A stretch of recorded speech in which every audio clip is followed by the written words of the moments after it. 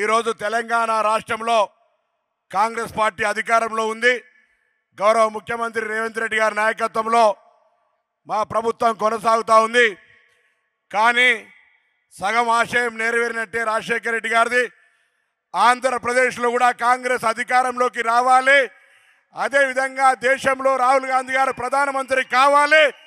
అప్పటిదాకా మేము కాంగ్రెస్ కార్యకర్తలుగా ఎన్ఎస్ఏ నుంచి వచ్చినటువంటి వాళ్ళంగా ఆనాడు మా ప్రజల ఆకాంక్ష కొరకు తెలంగాణ విభజన కొరకు ఎంత గట్టిగా కొట్లాడినామో ఇవాళ ఆంధ్రప్రదేశ్ ప్రయోజనాలకు సంబంధించి ఆంధ్రప్రదేశ్ హక్కులు ఆంధ్రప్రదేశ్ సంబంధించినటువంటి కాంగ్రెస్ పార్టీ అధికారంలోకి రావడానికి కూడా మీతో కలిసి నడుస్తామనే మాట మనవి చేస్తూ పెద్దలు రాజశేఖర రెడ్డి గారు ఆనాడు విద్యార్థి సంఘ నాయకుడిగా మా రాజకీయ గురు చొక్కారావు గారు తీసుకొచ్చి అప్పేపితే మార్క్ఫెడ్ చైర్మన్గా దాని తదుపరి ఎంపీగా పార్లమెంట్ ఎంపీల కన్వీనర్గా చేసిన తర్వాత మరి ఈరోజు ఆనాటి నుంచే ఒక నిబద్ధతతో పనిచేస్తూ వారి ఆశయాలకు అనుగుణంగా మరి కార్యక్రమాల్లో పాల్గొంటా ఉన్నాం. పార్టీని ఎట్టి పరిస్థితుల్లో వదిలిపెట్టకుండా మీరు కూడా ఇలా కాంగ్రెస్ పార్టీ వదిలిపెట్టిపోయిన అనేక మంది నాయకులు తిరిగి మీ మాతృ సంస్థ అయినటువంటి కాంగ్రెస్లోకి రావాలని రాజశేఖర రెడ్డి గారు 75వ జయంతి సందర్భంగా 2 చేతులు జోడించి అందరూ నమస్కారం చెప్తూ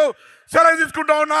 రాజశేఖర రెడ్డి గారికి మరొక్కసారి మా జిల్లాకు సంబంధించిన నాయకులు అందరం కూడా ఆనాడు శ్రీధర్ బాబు గారు, ఆది శ్రీనివాస్ గారు, ఇంకా అనేక మంది అందరం కూడా కలిసి రాజశేఖర రెడ్డి గారి ఆశయాలతోటి ముందుకు నడిచిన మాట ఆ జ్ఞాపకాలను మననం చేసుకుంటూ అందరికీ ధన్యవాదాలు. మా సహచర మిత్రుడు రుద్రరాజు గారు, అదేవిధంగా ఈ రాష్ట్ర కాంగ్రెస్ అధ్యక్షులు షర్మిల గారు, మా మిత్రులు ఎన్ఎస్ఐ నాయకుడు మీ ఇన్ఛార్జ్ మాణిక్ ఠాగూర్ గారి నాయకత్వంలో, అదేవిధంగా మా ఇన్ఛార్జ్ దీపాదాస్ గారి నాయకత్వంలో, ఉప ముఖ్యమంత్రి గారు భట్టి గారి అందరూ కూడా కలిసి మీ అందరితో కలిసి కుటుంబ సభ్యులుగా ఉంటామనే మాట మనం చేస్తూ నమస్కారం చెప్తూ సెలవు తీసుకుంటా ఉన్నాను.